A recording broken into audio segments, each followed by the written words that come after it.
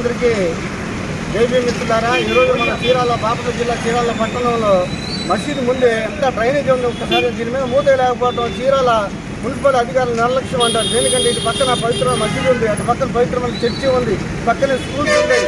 మన ఇద్దరు దాంట్లో పడబోయారు. అయినా దీని మీద పట్టించుకోకపోవడం కమిషనర్ గారు కానీ డిఈ గారు కానీ ఈ గారు కానీ పట్టించుకోవడం చాలా బాధాకరమైన విషయం.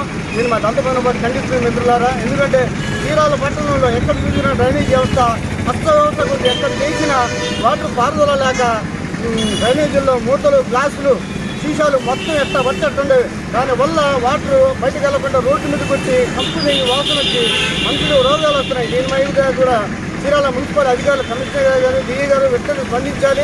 డ్రైనేజీలో చెత్త చెదలు వెంటనే తీపిచ్చే వెంటనే వాటర్ పారుదల ఉంటుంది. అప్పుడు మనుషులకి ఏ రోగాలు రావు. లేకపోతే పబ్లిక్ రోడ్ల మీద కూడా ఈ బురద నీరు చండాలం వాటర్ అంతా రోడ్డు మీద వస్తుంది. మిత్రులారా, దీని మీద వెంటనే కమిషనర్ గారు స్పందించాలి, డిఈ గారు స్పందించాలి, డిఈ గారు కూడా స్పందించాలి. ఎందుకంటే అసలు శాంతిని పెట్టి ఉన్నాడా లేదా అన్నట్టు ఉంది. ఇంత పెద్ద చీరాల పట్టణంలో పెద్దలు, గౌరవనీయులు, చీరాల అభివృద్ధి ప్రదాత పేదలపాటి పెనిది మన డైనమిక్ ఎమ్మెల్యే మా